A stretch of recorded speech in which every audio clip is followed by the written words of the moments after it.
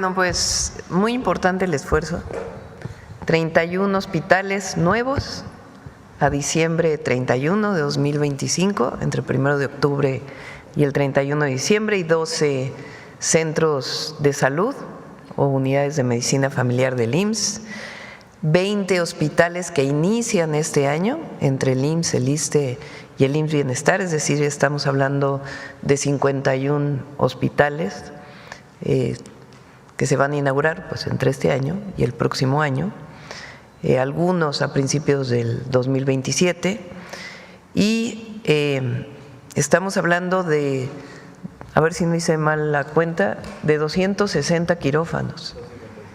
Es decir, van a estar en operación en diciembre de este año 260 quirófanos que no estaban funcionando por diversas razones. Se está comprando todo el equipamiento, arreglando y contratando a todos los médicos especialistas o enfermeras especialistas que se requieren para avanzar en estos quirófanos. Ahí en los lugares donde no hay suficientes médicos especialistas, estamos generando un programa especial para que médicos especialistas puedan ir de un lugar a otro, quedarse 2 días o 3 días, operar y regresarse a su lugar de origen. Pero el 31 de diciembre del 2025, 31 hospitales nuevos y cerca de 260 quirófanos en operación. Bueno, esta es la buena noticia. Vamos a ver aquí. Gracias. Buenos días, Presidenta. Joana Flores, de Grupo ASIR. Sobre este tema, para tener una idea de lo que se está invirtiendo en esta infraestructura hospitalaria, ¿cuánto están destinando para estos 31 hospitales y 12 clínicas? Entiendo que muchos vienen de la administración pasada. Y en total, entonces, en su administración, Presidenta, estamos hablando de estos 50… O va a haber más, porque todavía estamos haciendo una valoración de en dónde hay necesidades adicionales, pero iniciamos con poner en marcha todo lo que de alguna manera no estaba adecuado, es decir, que funcionen al 100 todos los hospitales que existen, la sustitución de hospitales que ya son muy viejos y que se requieren nuevos, y además los nuevos hospitales del IMSS y del ISSSTE.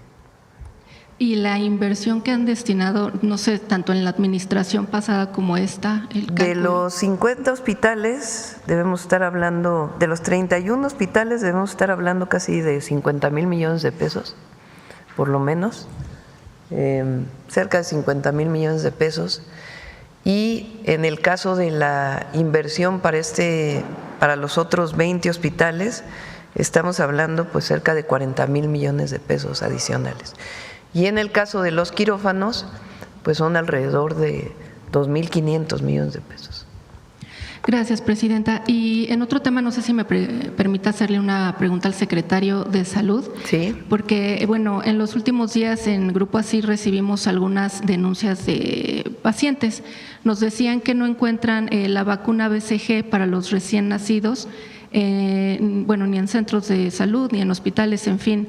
Saber si hay alguna escasez de esta vacuna, o porque la principal queja es que la tienen que adquirir en lugares privados, que llega a costar hasta 8,000 pesos. Sí, la vacuna BCG se debe de aplicar al momento de que nace una criatura. Tiene, sin embargo, un plazo de hasta 4 años donde se puede aplicar. El principal proveedor de vacunas de BCG cambió su instalación en la producción de vacunas de BCG, y esto ha afectado no nada más a México, a otros países, a Australia, a China, a otros países, y se ha retrasado 2 meses. Nosotros ya tenemos 3,400,000 vacunas de BCG actualmente en COFEPRIS para que puedan ser liberadas. Al cambiar de sitio de producción, cambió el registro sanitario. Entonces, ese registro sanitario tarda alrededor de 4 semanas. Y estará disponible 3,400,000 vacunas que nos alcanzan para 2 años de vacunación de los niños. No están en riesgo los niños porque se pueden vacunar de 0 a 4 años. La recomendación entonces sería esperar cuánto tiempo ahorita para que se puedan… El tiempo oficial es de 4 semanas. Nosotros estamos tratando de que se libere más pronto. Esto está sucediendo en varios países y espero que la tengamos lista en 4 semanas. Y nada más, ¿de dónde a dónde cambió de ubicación? Cambió de ubicación en la India, en donde la planta productora cambió de planta productora de BCG. Y precisamente por la gran necesidad que ha habido de vacuna de BCG, que es la vacuna para proteger contra tuberculosis a los niños.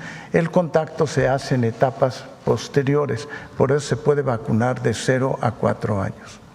Muchas gracias, secretario. Gracias. Y en otro tema, presidenta, bueno, en las últimas semanas en la Ciudad de México se dio un caso de la joven Amelie que desapareció en el Ajusco.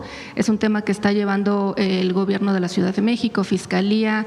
Sin embargo, bueno, los padres de la joven también se acercaron a nuestro medio y pues nos pidieron hacerle llegar la petición a usted de saber si puede haber alguna intervención por parte del gobierno federal para extender la búsqueda. Ellos tienen pues en esta desesperación de encontrar a la joven pues algunas otras hipótesis de que a lo mejor sí bajó del Ajusco y pudiera estar en algún otro lugar, presidenta.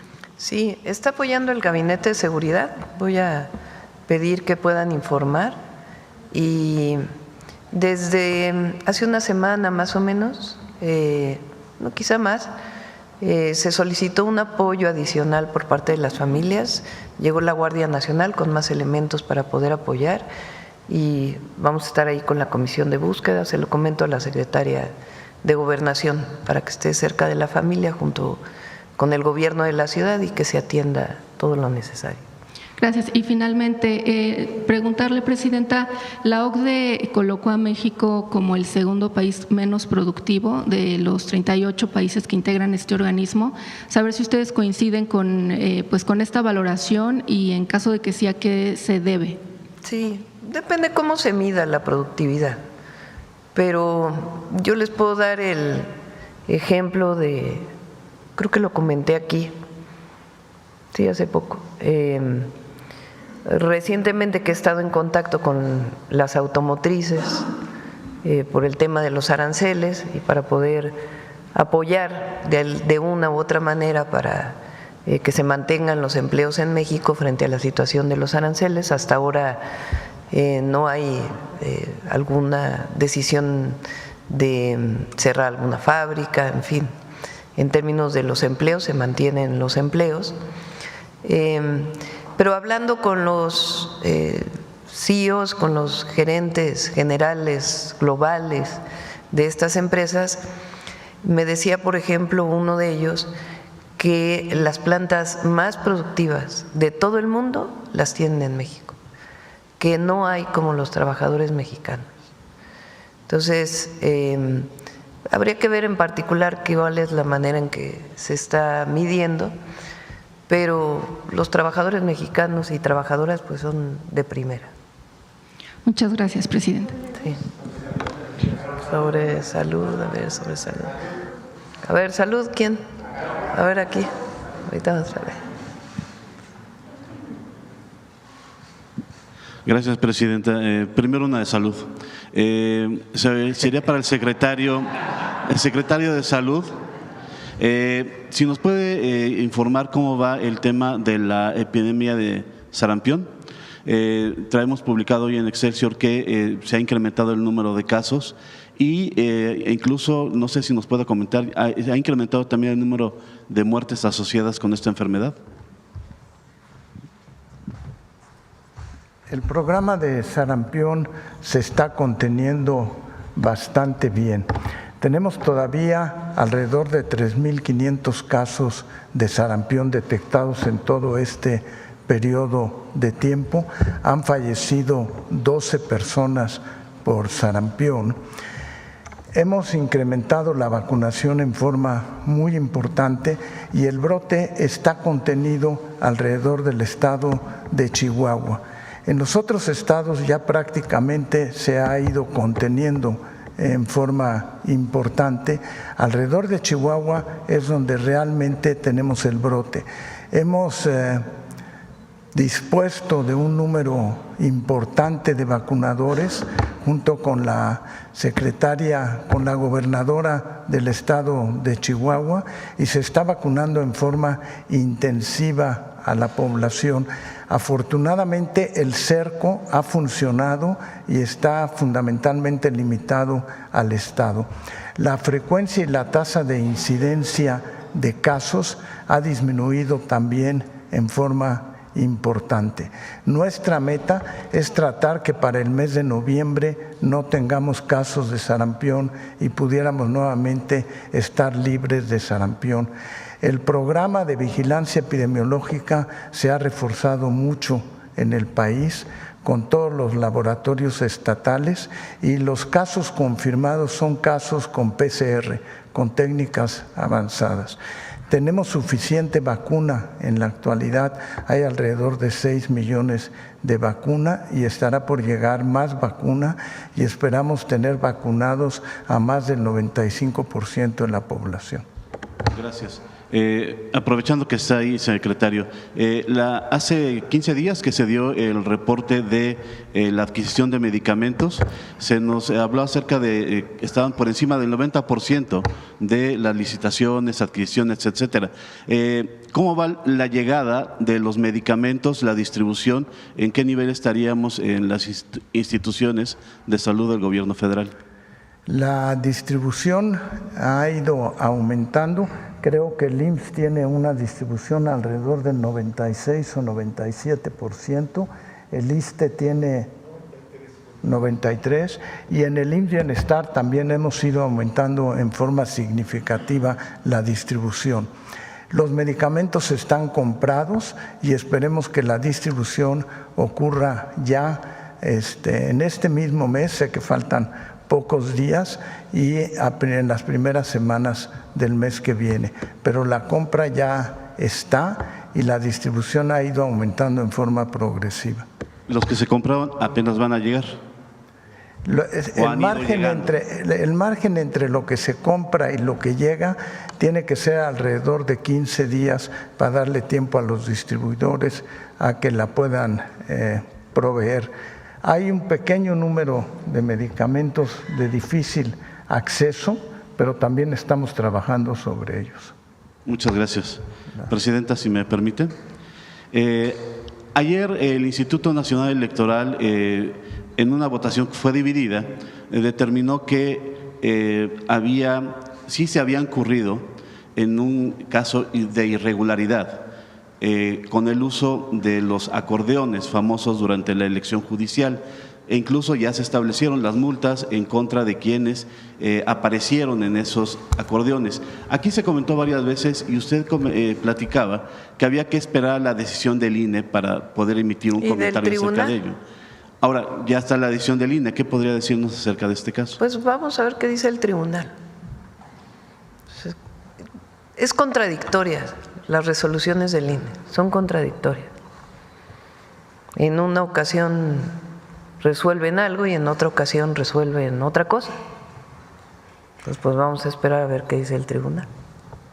Entre ellos estarían incluso los futuros integrantes de la Corte, que estarían también incluso multados. O sea, también dijeron en algún momento en el INE que el tema de los acordeones no había influido.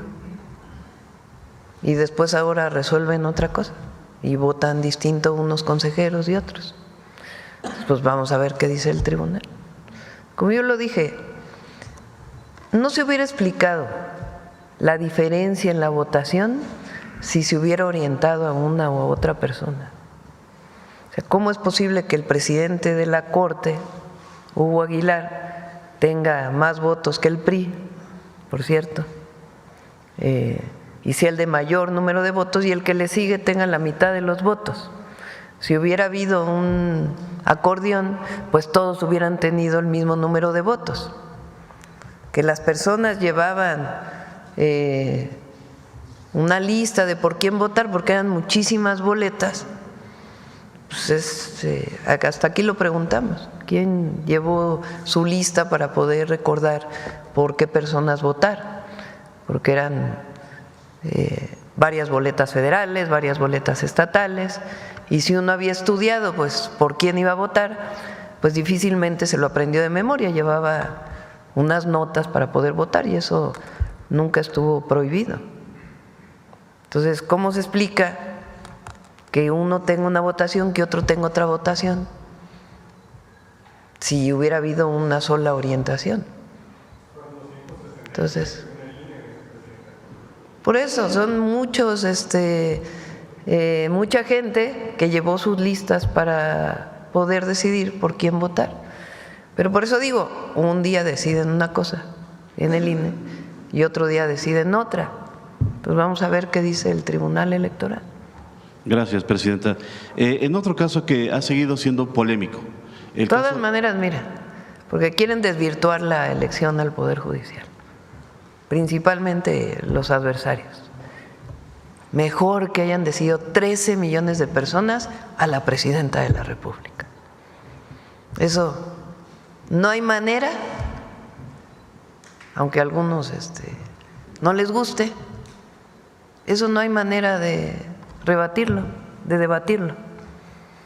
Porque si nos hubiéramos quedado con la anterior forma de elegir a los ministros y ministras, pues entonces la presidenta hubiera enviado su terna, si no hubiera habido acuerdo en el Senado, se hubiera vuelto a mandar, si no hubiera habido acuerdo en el Senado, hubiera decidido la presidenta.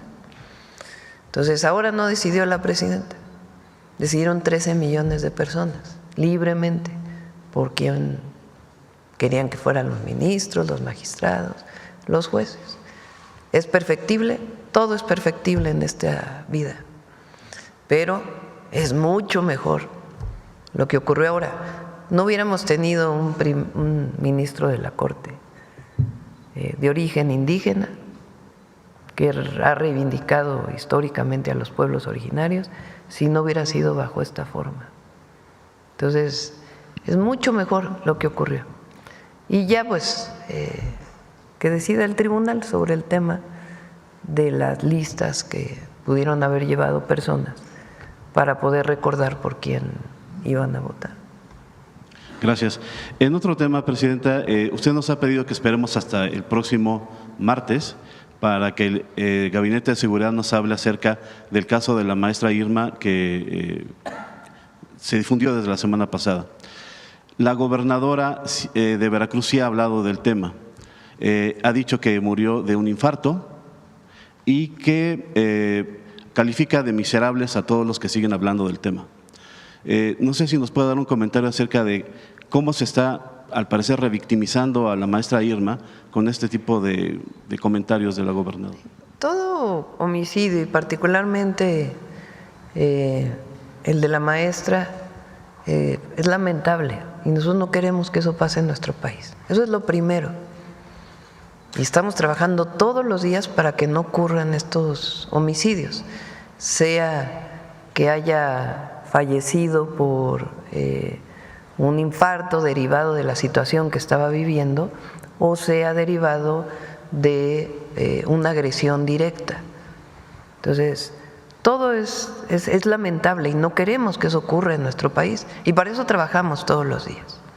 Ahora, la circunstancia, el contexto de esta situación que vivió la maestra Irma, pues es importante que se dé a conocer por el Gabinete de Seguridad, porque hay investigaciones. Yo creo que aquí algo muy bueno que ha hecho la Fiscalía del Estado de Veracruz es que hay detenidos muy rápidamente, han hecho sus investigaciones y hay detenidos. Y la información de los detenidos pues también va a dar mucho más pues pistas de cómo es que se da esta situación. Entonces, por eso, repito, en estos casos es mejor que el Gabinete de Seguridad, a partir de la información que se tiene y de las investigaciones, pueda informar. Y Rocío está haciendo un buen trabajo en Veracruz, junto con su Fiscalía o la Fiscalía del Estado, no su Fiscalía porque es autónoma, la Fiscalía del Estado y la Secretaría de Seguridad de Veracruz, y están trabajando todos los días. Y hay que trabajar pues para evitar cualquier forma de extorsión en el transporte público. A eso nos estamos dedicando. Gracias. Por último, de mi parte, Presidenta, ayer en la tarde estuvo el canciller acá en Palacio Nacional, estuvo el secretario de Agricultura. Se sigue pues intentando con las autoridades de Estados Unidos revertir el tema de los aranceles, y si ya tendrá agendada una llamada tal vez sí, mañana pasado.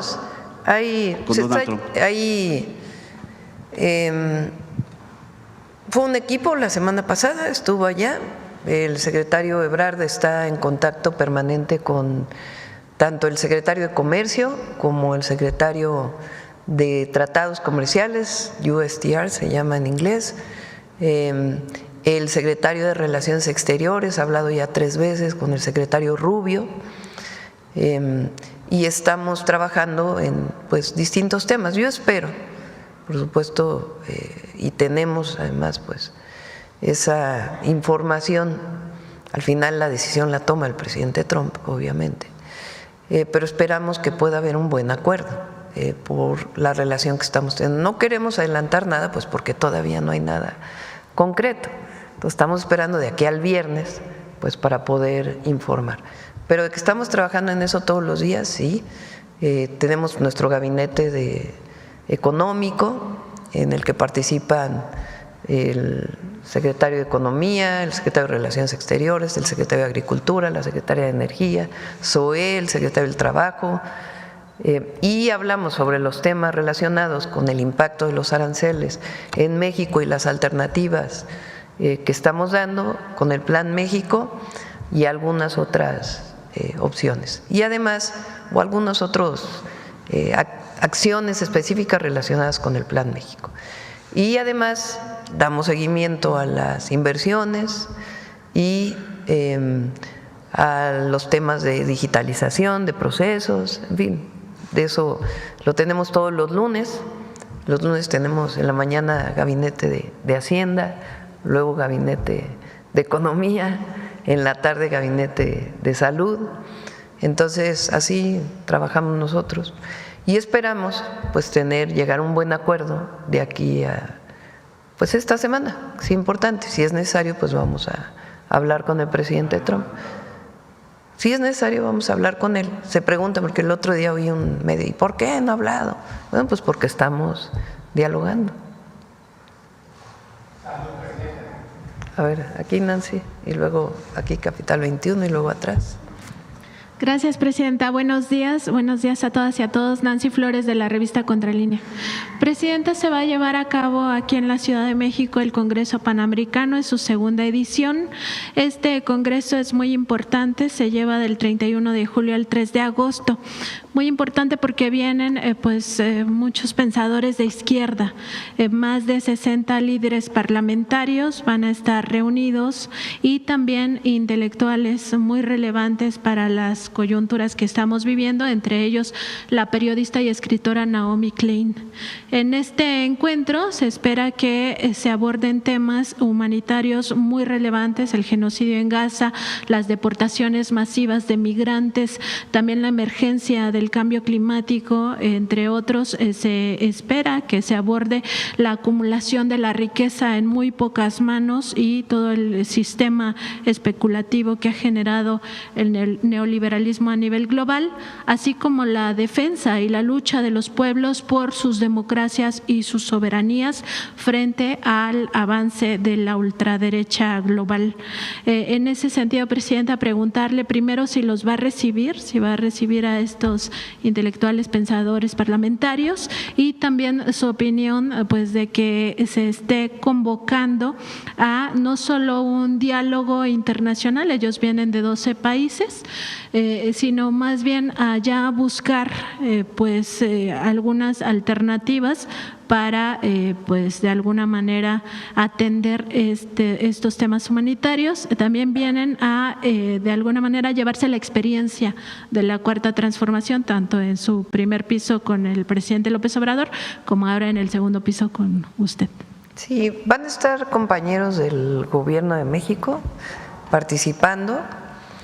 Es muy importante generar el debate nacional e internacional sobre las grandes alternativas de la humanidad. La situación que estamos viviendo pues es un momento especial y de grandes cambios en el mundo, y al mismo tiempo de reivindicación de proyectos basados en el humanismo. Entonces, que se conozca lo que es la Cuarta Transformación, los logros de la Cuarta Transformación, la visión, el pensamiento, qué le dio origen, de dónde venimos, los movimientos sociales, políticos que le dieron cuerpo y forma a la transformación, el protagonismo del pueblo de México en esta transformación, pues es muy importante que se conozca. Yo estoy convencida que el movimiento de la Cuarta Transformación es quizá el movimiento más importante en el mundo, de transformación profunda, basado en nuestra historia, en nuestros principios y nuestros valores, pero sustentado en el humanismo al final, porque no es quizá las grandes ideologías que se dieron en algún momento en el mundo, sino nuestro pensamiento viene de la herencia cultural, tanto de los pueblos originarios como de la historia de México y de los grandes pensadores y las grandes transformaciones que vivió y que vive en nuestro país. Entonces me parece muy importante, y también conocer pues lo que se vive en otros lugares del mundo. Nuestra visión siempre va a ser el impulso del humanismo frente a la avaricia, frente al odio, frente a la discriminación, frente a la desigualdad, frente a todo ello, el humanismo. ¿Y los va a recibir, presidenta? Estamos viendo, porque pues justo viene esta semana, con sus complicaciones, entonces vamos a ver si los podemos recibir, pero ahí van a estar varios secretarios del Gobierno de México. En otro tema, presidenta, hemos consultado en la revista Contralínea a economistas que nos han hablado del papel que debería de estar jugando en estos momentos el Banco de México. Ello porque, bueno, se advierte que México, como muchas economías en el mundo, no se ha descolonizado en el tema financiero. Y esto lo que significa es que la banca central se centra sobre todo en la política del tipo de cambio, en vez de aportar desde sus propias políticas, y esto no tiene nada que ver con si son decisiones técnicas o no. El banco tiene políticas específicas que no han acompañado la industrialización del país. Ellos recomiendan, estos economistas que hemos venido consultando, recomiendan que desde la banca central pues se incentive también el tema de las infraestructuras a través de estos créditos que salgan del propio Banco Central para la banca de desarrollo, y que esto no generaría de ninguna manera inflación, porque iría directamente a infraestructura y a crecimiento, y además incentivaría el mercado interno. Hasta ahora el Banco de México pues sigue teniendo estas, digamos, formas de operar que vienen del propio neoliberalismo. Hay muchos neoliberales todavía en el Banco de México, y también han utilizado la autonomía para evitar la transparencia en sus decisiones, para tomar decisiones a espaldas del pueblo, y no han estado realmente a la altura de este momento histórico que vive nuestro país. También hablan estos economistas de que desde la política del Banco de México se pudiera incentivar el propio trabajo, las políticas laborales y, por supuesto, el mercado interno. Preguntarle, presidenta, ¿qué papel debería de estar jugando más allá de su autonomía? Pues sí, estamos en una situación diferente, ya no estamos en el modelo económico neoliberal, precisamente se buscan otras alternativas. Bueno, nosotros estamos de acuerdo en que haya autonomía del Banco de México. Es una posición que hemos mantenido. Hay bancos centrales, como la Fed, por ejemplo, en Estados Unidos, cuyo objetivo no solamente es la inflación relacionada con las tasas de interés, sino el empleo. Estamos hablando de Estados Unidos, no estamos hablando de Bolivia o de Estados Unidos. La Fed tiene una misión que va más allá del control de la inflación. Entonces, es un tema que vale la pena discutir. Si el Banco de México debe nada más dedicarse a ese tema en particular o ampliar su visión en términos del desarrollo económico del país, manteniendo su autonomía. Incluso lo he hablado con los banqueros en algunas de las reuniones que he tenido oportunidad de estar. Segundo, el banco ha tenido ahora una buena política en términos de la reducción de las tasas de interés y se ha demostrado además, fíjense, lo que era las máximas, las axiomas del neoliberalismo, que decían que si aumentaban los ingresos, si aumentaba el salario, iba a haber inflación. Falso. Ha aumentado a más del doble y se ha contenido la inflación. Segundo, que miren todo lo que está pasando internacionalmente y que el peso debería estar en 25 y está hoy en 18.50.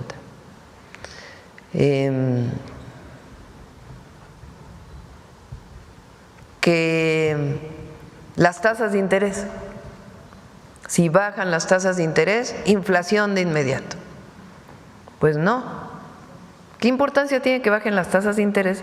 Pues que si hay una tasa de interés más baja hay más inversión, porque cuando está a 12, 13, 15% la tasa de interés como llegó, pues la gente prefiere guardar su dinero en el banco que invertir, entre otras cosas.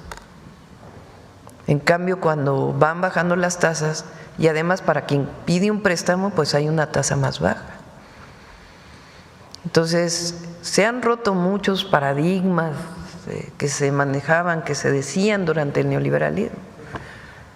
Entre otras, que si había programas de bienestar universales, eso era despilfarrar el dinero y no iba a servir para nada.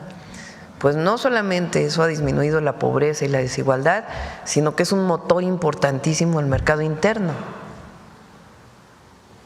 Entonces, vale la pena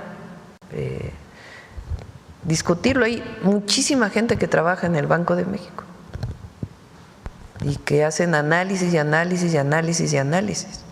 Y sería muy bueno que muchos de esos análisis fueran públicos, que se conocieran. Ellos tienen informes cada determinado tiempo. Entonces sí, que el Banco de México, respetando su autonomía, puede ayudar más, yo creo que sí. No tenemos pensado ahorita cambiar ni constitución ni leyes para que no se asusten, no, sino sencillamente que entre los mismos bancos, por ejemplo, se plantee la discusión de las tasas de interés, la necesidad de que el sistema financiero nacional otorgue más préstamos, más créditos a pequeñas, a medianas empresas. Somos el país que menos créditos da de toda América Latina, porque está la banca de desarrollo, pero la banca de primer piso pues es la banca comercial. Entonces sí es importante.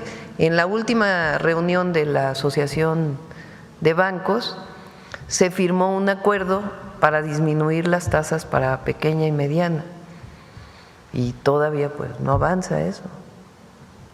Entonces sí es importante reflexionar.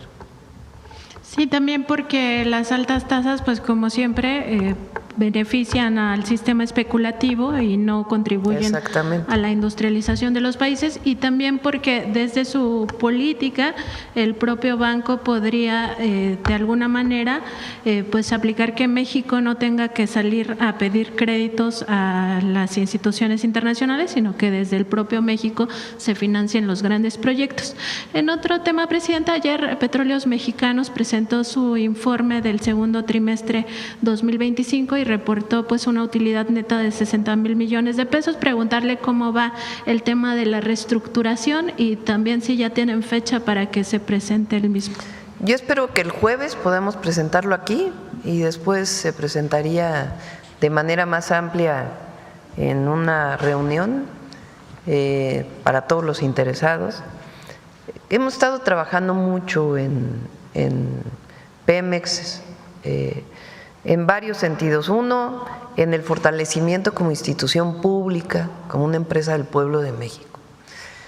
reducir el número de consejos de administración a un solo consejo de administración e integrar verticalmente la empresa ha sido algo importantísimo, importantísimo, porque ahora son decisiones que se toman entre Pemex Refinación o Transformación, entre producción y exploración, pero no cada una tiene su consejo aislado, sino que todo se toma en una sola decisión. Los consejeros ciudadanos pues no tienen aquellos grandes asesores, sino sencillamente son consejeros ciudadanos que dan su opinión frente a la situación de Pemex, todos ellos pues reconocidos. Con Secretaría de Hacienda, Secretaría de Energía y Pemex se trabaja de manera muy importante en instrumentos financieros. Recientemente se hizo uno que fue muy exitoso para poder disminuir la carga que tenía Pemex este año de pago de amortizaciones e intereses. Salió muy bien. Y también pues la visión de largo plazo de Pemex. ¿Hacia dónde va Pemex? ¿Cómo va a producir 1.8 millones de barriles diarios? O 1.7 y el 100,000 los privados que todavía siguen participando después de las rondas de 2013. ¿Cómo va a avanzar la refinación? ¿Cómo va a aumentar la eficiencia de todas las refinerías? ¿Cómo avanza la petroquímica, que ya hay una inversión mixta para la producción de fertilizantes en Escolín? En fin, es un trabajo muy minucioso, muy detallado, el pago a los proveedores que estaba pendiente, los instrumentos financieros para darle la viabilidad. En fin, es un trabajo de Secretaría de Hacienda, Energía y Pemex muy, muy detallado, y espero que el jueves lo podamos ya. Hoy tengo reunión con ellos ya para cerrar y espero que el jueves podamos presentarlo. Presidenta, y por último, preguntarle cómo va el tema del combate a la corrupción en el sector salud. Hemos estado investigando acerca de los modus operandi que se han venido presentando desde hace muchísimos años, pero que todavía estarían enquistados en el sector. Uno de ellos tiene que ver con el tráfico de información privilegiada. Hay dos maneras en cómo estaría operando. Una de ellas es que las empresas fabricantes se alían o se asocian con terceras empresas que no son fabricantes, que son más bien como tipo intermediarias, donde detrás de ellas habría funcionarios o exfuncionarios que todavía tienen nexos con el sector y que pues a través de esta sociedad pues obtienen información privilegiada de los procesos licitatorios, licitan por debajo de los precios y obtienen los contratos por tener una mejor oferta. Esto aunado a que en muchas áreas del propio sector se había dejado de hacer investigación de mercado. Y la segunda forma de cómo se trafica información privilegiada, hay un caso emblemático que es muy conocido en el sector, que se le conoce como el niño de la cangurera. Es un joven funcionario que primero estaba en Birmex y ahora está en la Secretaría de Salud, que porta una cangurera, literal, una de estas bolsas que se atan a la cintura, donde pues se trae no solamente fajos de dinero, sino también dispositivos USB con información de las licitaciones públicas. Esta información la vende de acuerdo con contratistas a 300,000 pesos y además pues es información que acaba beneficiando a grupos de poder, grupos de corrupción al interior. Entonces preguntarle, Presidenta, pues cómo va este asunto, cómo va la limpieza. Sabemos que es un trabajo que viene desde el sexenio pasado, sin embargo pues sigue habiendo pues muchísimo tema. Hay funcionarios que vienen todavía de la administración de Miquel Arreola, por ejemplo, que estarían pues en todo este proceso todavía involucrados. La mejor manera de mostrar que se ha hecho un proceso transparente en esta ocasión es la cantidad de recursos que se han ahorrado, incluso frente a la administración del 2024 de la compra de medicamentos, que ya redujo mucho desde el 2018. Es un ahorro de 35,000 50,000 millones de pesos. Vean ustedes. O sea, de lo que se iba a comprar en 2 años, que eran 300,000 millones de pesos, el ahorro que se logró comparado con los años anteriores, que ya venía de un ahorro adicional, es de 50,000 millones de pesos. Es la mejor manera de mostrar pues que hubo un trabajo muy minucioso.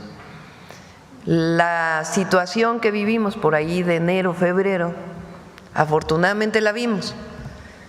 Eso nos retrasó un poco la entrega de medicamentos, sí, pero decidimos parar cualquier conflicto de interés o corrupción que se pudiera presentar.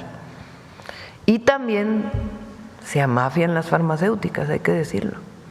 Las que ya supuestamente habían ganado con sobrecostos y que hablan con otras farmacéuticas para evitar que participen y se asocian.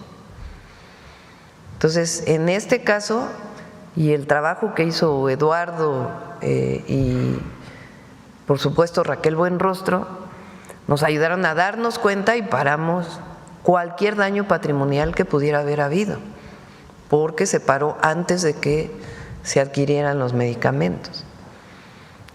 ¿Cómo fue esto? En efecto, algunas personas se pusieron de acuerdo con farmacéuticas, en algunos casos para decir o para firmar el contrato ya en la última partecita del proceso, para firmar el contrato y asignarlo a empresas que tenían sobrecosto, o en algunos casos descalificar a algunas empresas que tenían costos bajos, diciendo que no era viable técnicamente tener esos precios. Entonces se movieron a todos esos funcionarios, están todavía bajo investigación. Como no se hizo el daño patrimonial, pues tienen una sanción distinta a que si hubiera habido daño patrimonial. Y cambiamos pues a una buena parte del equipo de Birmex, que había llegado con nosotros también, y otros que estaban, en efecto, desde la época de Peña, ahí. Entonces, ese es un buen ejemplo. ¿Qué pasa luego con las farmacéuticas? Y hay que decirlo, se comprometen, firman el contrato, quedan de entregar el medicamento en 15 días, pasan los 15 días y no han entregado el medicamento. Ahora lo que queremos hacer para las nuevas compras es un esquema de compra completamente distinto, fíjense. ¿Son cuántas claves? 4,500, hay licitación para cada clave. Imagínense ustedes lo que eso significa. Entonces, el objetivo es llegar a una situación en donde se diga el precio mínimo de este medicamento es este, si no lo provee este laboratorio y este otro lo tiene y tiene su certificado, se sustituye este por este, sin necesidad de toda la burocracia esta tremenda que hay asociada a la compra de medicamentos. Y bueno, si hay una denuncia en particular contra un funcionario, pues se revisa, se lo damos a la Secretaría Anticorrupción. Gracias, presidenta. A ver, aquí el… Buenos días, presidenta, muchas gracias. José Manuel Fuentes, de Capital 21, corazón de la capital. Preguntarle sobre el tema del cablebús que va a conectar Tlalpan con Coyoacán, si nos podría dar más detalles de esta obra. Y también un tema que hay que destacar es que después de 10 años que usted gobernó esta alcaldía, pues fue muy bien recibida, se pueden ver en las fotos y en los videos. Tlalpan. Pues ahí viví 30 años. Ahí muchos de ustedes todavía me siguieron desde ahí. Sí, Tlalpan es la delegación, la alcaldía, todo se llamaba delegación, la alcaldía con más superficie de toda la Ciudad de México. La mitad de la alcaldía son bosques, ahí está la comunidad con más territorio. Fíjense, la Ciudad de México es muy interesante porque la mitad del territorio formalmente es bosque y suelo de conservación, cultivos. Por supuesto ha ido avanzando la mancha urbana, pero todavía hay una conservación muy grande. y la propiedad de la tierra de esa zona en un 90% sigue siendo propiedad social de comunidades y ejidos, principalmente en el sur de la Ciudad de México. Y la alcaldía de Tlalpan pues tiene la comunidad que tiene el territorio más grande, que es la comunidad de Topilejo, con 10,000 hectáreas. Claro, hay zonas en el país que tienen muchísimo más, pero pensando en la Ciudad de México, que es pues la entidad con menos superficie, pues es muy importante todavía el suelo de conservación. La parte en donde va a ser el cablebús es una parte que creció justamente a las faldas de el Xitle. El Xitle es el volcán que hizo erupción hace más o menos 2000 años y que hoy todos los pedregales, incluyendo el Pedregal, esta zona, la UNAM y muchísimas zonas del sur de la ciudad, pues tienen este suelo volcánico. Huicuilco se dice que desapareció por la erupción del volcán Xitle. Y esta zona de donde va a partir el cablebús es justamente pues a las faldas del Xitle. Se le llama el Ajusco Medio. Y creció en su época por muchas invasiones y asentamientos que se fueron dando. Estamos hablando hace 60, 70 años. Y todas bajan por una sola carretera, la carretera Picacho-Ajusco. También pues es las faldas del Xitle y una parte de Pico del Águila. Ahí han de vivir, yo creo que como Tlalpan tiene como 800,000 habitantes, ahí deben vivir como 250,000. Y tardan 2 horas y media para bajar de los Pedregales, justamente del Pedregal de San Nicolás, que está casi en el límite con Contreras, hasta el periférico. Desde que yo fui delegada de Tlalpan, hoy se llama alcaldesa, tenía la idea de hacer un cablebús ahí. Lo platicamos muchas veces, era mucho recurso para la alcaldía.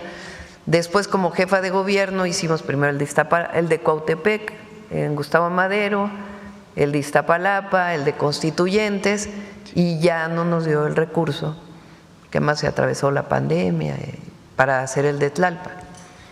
Entonces, ahora que ganó Clara, le dije, pues, si te parece, el primer cablebús que hagamos es el de Tlalpan. Ella tiene la idea de hacer otro en Milpalta y otro para Contreras. Creo que son 3, ¿no? O 4, no sé cuántos, 3 por lo menos. Entonces, vamos a aportar los recursos del de Tlalpan y lo va a construir la Ciudad de México. Entonces fue la visita a todas estas colonias, se llama Héroes de Padierna, Lomas de Padierna, Cultura Maya, en fin, hasta el Pedregal de San Nicolás, sección 1, sección 2, sección 3, sección 4. Entonces, todos ellos van a poder bajar en el cablebús hasta el Metro CU. Entonces, en vez de hacer 2 horas y media, van a hacer 40 minutos si vienen de la punta más alta. Y pues quitándose de el estrés que provoca el tráfico y el ir en el micro o en el RTP, pues ya van a ir viendo el paisaje, donde se puede ver desde el Pico del Águila hasta el Xitle. Entonces es un proyecto muy bonito. Los cablebuses, los teleféricos urbanos, pues son para estas zonas de mucha concentración urbana en las partes altas. Se pensaban que los teleféricos solo eran para las zonas de nieve, pero Bolivia hizo en La Paz un programa de mi teleférico muy exitoso en la época de Evo Morales. Petro hizo su teleférico cuando fue alcalde de Bogotá. En Medellín también hicieron un teleférico. De ahí tomamos la idea y le llamamos el cablebús. Y en la Ciudad de México pues están los cablebuses más largos. Y ahora el de Tlalpan va a ser el más largo de todo el mundo porque va a ser más de 11 kilómetros. ¿Y cuánto va a durar la obra si se tiene la fecha? Pues yo creo que por lo menos 1 año y medio, por lo menos. Pues vamos a apoyar ahí a la ciudad, lo que necesite. ¿Y Tienen que licitar, todavía apenas viene la licitación, son 4.500 millones de pesos de inversión, se le va a dar el recurso a la ciudad y la ciudad licita. en otro tema, Hay 2 empresas que hacen cablebuses en el mundo de este tipo. Una empresa austríaca, de Austria, se llama Doppelmayr, y una empresa italiana que se llama Leitner, creo que sí, a ver, chéquenle, a ver si no me equivoco. En la ciudad Leitner hizo el de Iztapalapa, Doppelmayr con empresas mexicanas, el de Cuautepec, y después creo que Doppelmayr también hizo el de Constituyentes. En otro tema, Presidenta, que también tiene que ver con la capital, la jefa de gobierno, Clara Brugada, presentó ayer una iniciativa al Congreso de la Ciudad de México para el Sistema Público de Cuidados, para que esto sea ley y que pues esto quede garantizado de que vengan los gobiernos que vengan, pues tengan la obligación de construir más centros de cuidado de desarrollo infantil. Preguntarle cómo su gobierno va a apoyar pues esta propuesta de la jefa de gobierno, pero también aprovechando que está Zoe Robledo, preguntarle cómo van estos centros de cuidado en Chihuahua. Adelante, Zoe. Muchas gracias, Presidenta. Y bueno, un poco aparejado también a lo que se decía hace rato sobre la productividad de nuestro país en estas formas de medirlo. Nosotros creemos y la Presidenta planteó desde hace tiempo el Sistema Nacional de Cuidados y en particular el tema de los cuidados infantiles. Por eso se transformó de fondo el modelo de guarderías del IMSS para llegar a los CECIS, los Centros de Educación y Cuidado Infantil. Los primeros ya se están construyendo, concluimos en octubre allá en Ciudad Juárez, pero hemos avanzado mucho más, porque no solamente es regresar la prestación directa al Seguro Social, eso es muy, muy importante, es decir, los modelos anteriores de subrogación, irlos desplazando por una prestación directa, mientras tanto van a continuar. Segundo, ubicarlos de manera estratégica ahí en donde hay mujeres trabajadoras o que ahí viven o cercanos a sus lugares de trabajo. Esto es fundamental porque la participación de las mujeres en el mercado laboral está muy estudiado. Uno de los elementos que incrementa de manera importante es justamente tener un lugar a donde poder llevar a sus hijas y a sus hijos en la primera etapa, desde los 43 días hasta los 4 años, cuando empieza ya el sistema educativo de preescolar. Entonces, lo que estamos trabajando es en la ubicación de estos centros en el Estado de México, en la zona oriente, por ejemplo. Estamos como parte del plan integral del Estado de México Oriente, se están trabajando con los presidentes municipales en la ubicación de estos terrenos y además también con nuevos métodos constructivos que garanticen siempre la seguridad, pero también la posibilidad de construirlos de una manera mucho más rápida y eficiente. Entonces, la verdad que tenemos ahorita 200 en planeación, pero se están planteando llegar hasta 1,000 centros de educación y cuidado infantil, que es lo que es necesario para nuestro país, para una política realmente de incorporación de las mujeres al mercado laboral. Muchas gracias. Y bueno, también preguntarle sobre temas tecnológicos, ya como mi última pregunta. Este fin de semana, Presidenta, se llevó a cabo una conferencia mundial de inteligencia artificial en China, donde se habló pues mucho de esta tecnología para poderla regular y también pues saberla promover para un desarrollo justo, para un mundo más equitativo y igualitario. Preguntarle cómo México se sumaría también su gobierno y también aprovechando que está el Plan México y los polos de bienestar. Recuerden cuando presenté el Plan México y estamos trabajando en ello, vamos a presentar muy pronto el Laboratorio Nacional de Inteligencia Artificial, donde se incorporan distintas instituciones de educación superior y también para el desarrollo tecnológico, que no solo sea el uso de la inteligencia artificial, sino el desarrollo. Aunque también, por ejemplo, estamos trabajando, ya prácticamente termina Claudia de dialogar o de preparar una iniciativa. ¿Se acuerdan que aquí se planteó lo de los doblajes, no? De actrices que se dedican al doblaje y que perderían su trabajo si se permitiera el uso indiscriminado de la inteligencia artificial, incluso el uso de sus voces, que no debe ser. Entonces está trabajando para regular, en particular en el tema del doblaje, el uso de la inteligencia artificial para proteger el empleo de estas grandes actrices, de estos grandes talentos de nuestro país. Y así en otros casos se tiene que regular. Por ejemplo, Europa hizo una regulación muy restrictiva, Estados Unidos acaba de sacar algunos lineamientos que es mucho más abierta. También son temas que tenemos que discutir, pero en particular el Laboratorio Nacional de Inteligencia Artificial lo vamos a presentar pronto.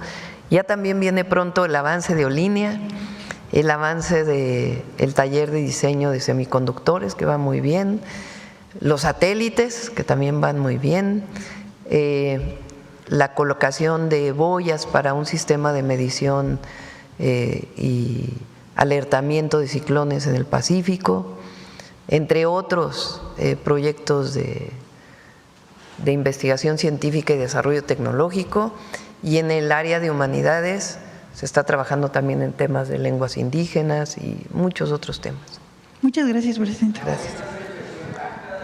A ver acá al final, ya para terminar. Sí. Buenos días, presidenta. César Huerta, de la revista Polemón. Ahora no hay cierre los martes. Presidenta, al inicio del sexenio del expresidente López Obrador, se heredaron 317 hospitales y clínicas inconclusas, verdaderos elefantes blancos dejados por los gobiernos del PRIAN. Muchas de estas obras datan de los sexenios de Vicente Fox, de Felipe Calderón y de Peña Nieto. ¿Nos podría decir cómo va el proceso de esos hospitales, si se terminaron de concluir? Y también, pues, ¿qué representa para usted, presidenta, que ahora sí se estén construyendo estos hospitales que realmente funcionan y salvan vidas? Bueno, en realidad eran 80, ¿no? Hospitales. Ya todos están terminados, ¿es así? Los 80 se terminaron. El último fue el de Ciudad Juárez, que tuvo sus problemáticas, pero ya se inauguró y está funcionando. Y ahora, pues estos 31 que se inauguran desde octubre hasta la fecha, son nuevos hospitales, y de los 20 nuevos, algunos son sustituciones de hospitales más antiguos, pero todavía hay hospitales, muchos de ellos estatales, que inició su construcción y se quedaron abandonados. Todavía.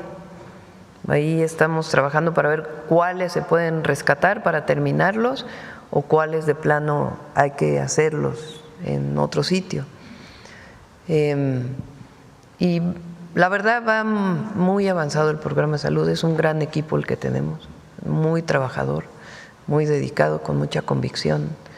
Y el programa Salud Casa por Casa nos está ayudando muchísimo. La verdad son testimonios muy conmovedores de personas que viven solas o que viven con algún familiar, adultos mayores, que al llegar la enfermera, el enfermero, médico, pues le cambia la vida. Y además algunos inclusive que estaban que necesitaban, es decir, se han salvado vidas ya con el programa Casa por Casa. Personas que tenían presiones muy altas o algún otro padecimiento y que de inmediato todo el personal de Salud Casa por Casa, que la verdad son de primerísima, les mando un saludo, un abrazo, igual que a los servidores de la Nación. De inmediato toman la iniciativa, tienen su protocolo de cómo enviarlos a hospitales. Por ahí tienes la gráfica de cuántos, ayer lo presentaron, ¿no? Eran como 800 casi, personas que se encuentran en una situación grave, que no lo conocían y que de inmediato son transferidos a un hospital. Y es esta idea que han querido plasmar de que el Seguro Popular era mejor. Todavía traen esa cantaleta. O sea, ¿cómo hubiera sido mejor si había 80 hospitales abandonados? Bueno, quirófanos inaugurados que no tenían aparato de anestesia y que se quedaron así durante no sé cuántos años. En fin, y corruptelas enormes vinculadas con la compra de medicamentos en las gubernaturas del pasado. Entonces, hoy el IMSS Bienestar es una gran institución que se está consolidando y que vamos a seguir avanzando. Y recuerden, porque no lo olvidamos, ese fue mi compromiso, vamos hacia un solo sistema nacional de salud pública, de tal manera que Claudia Sheinbaum, que es del ISSSTE, pueda irse a atender al IMSS si está en un lugar, le queda más cerca, si salí de viaje y me queda más cerca el hospital del IMSS y tuve algún problema, pueda ir al IMSS sin problema. Y después se hagan las compensaciones entre el IMSS y el IMSS Bienestar y el ISSSTE. Vamos hacia allá, ya que cada persona en el país tenga su tarjeta de salud, sepa qué clínica le corresponde, qué hospital le corresponde, que tenga su acceso a medicamento. Así, no vamos a defraudar en eso. Nada más, imagínense, en 10 meses hemos inaugurado, ¿cuántos?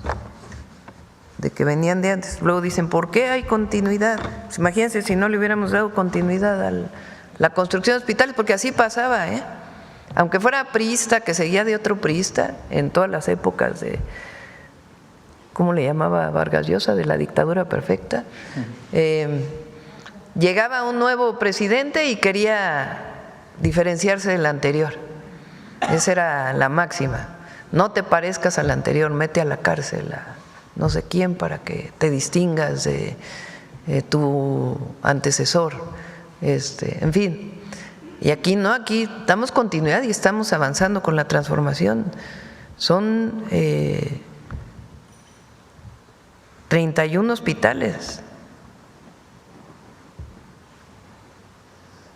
Es un esfuerzo muy grande y además operarlos adecuadamente. Bueno, son, ven, 891 personas que se han llevado al IMSS Bienestar, 316 al IMSS, 37 al ISSSTE. Y 5 hospitales nacionales,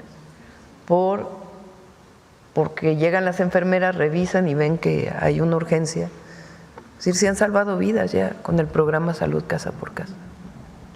Y Presidenta, ¿han pensado que este programa de Salud Casa por Casa se pueda ampliar como a mujeres, a hombres, pues jóvenes, ahora adultos a niños, mayores, por ejemplo? Ajá. Personas con discapacidad, y recuerden que ya vamos a presentar también pronto farmacias del bienestar, que está asociado a este programa, al medicamento que el adulto mayor necesita si es que tiene presión alta o algún padecimiento donde tiene que estarse medicando de manera permanente. Estamos, para que quede perfecto el programa de farmacias del bienestar, estamos trabajando en ello y va avanzando muy bien, muy bien. Presidenta, y pues en un tema relacionado, usted ha mencionado este año que se busca, pues ahora sí que nacionalizar todos los hospitales que aún operan bajo el esquema de asociaciones público-privadas, que también fueron herencia de los gobiernos anteriores y que siguen resultando muy costosos para el Estado. ¿Podría detallarnos cuántos hospitales siguen bajo este esquema? ¿Cuál es el avance en las negociaciones para su compra? Ya va ¿Y qué bastante modelo avanzado. tendrá? El ISSSTE todavía tiene uno, el de Tláhuac, y el IMSS ya no. O sea, ya nomás nos queda uno, el de Tláhuac. Súper bien. Y por último, Presidenta, pues los últimos datos del INEGI muestran que en junio la tasa de desempleo bajó a 2.7%, con más de 1.200.000 personas que se incorporaron ahí a la población económicamente activa en comparación con el mismo mes, pero del año pasado. ¿A qué atribuye usted esta mejora, Presidenta, en el empleo y cómo va a poder fortalecer pues esta tendencia positiva Sí. que tiene su gobierno? Si quieren, el jueves presentamos, porque son varias cifras, está por salir también la del PIB, por ciento, viene muy pronto la de pobreza, bueno, más bien encuesta nacional de ingreso-gasto de los hogares. Son varias y yo creo la próxima semana, no sé, podemos presentar con Marat lo de repartidores, que es algo extraordinario, la verdad. Está muy contenta todas las personas que se dedican a este noble oficio de llevar comida de un lugar a otro, paquetes, y hoy tienen seguridad social. Si tienen un accidente, tienen cobertura para accidentes. Es impresionante. Y la verdad, agradecer a las empresas porque tenían sus resistencias y hoy todas están colaborando, todas, registrando a sus trabajadores. Muchas gracias, Presidenta. Cerramos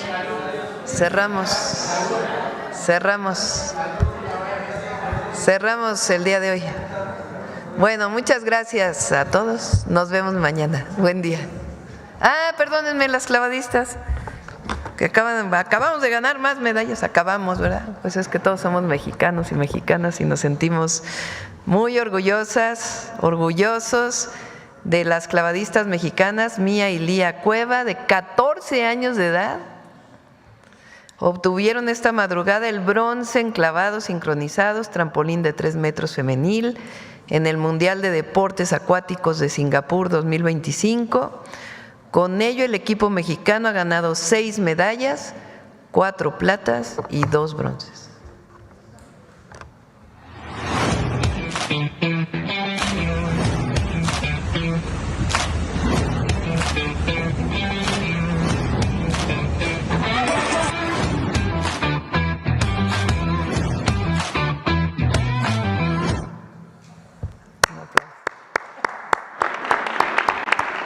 Gracias, buen día.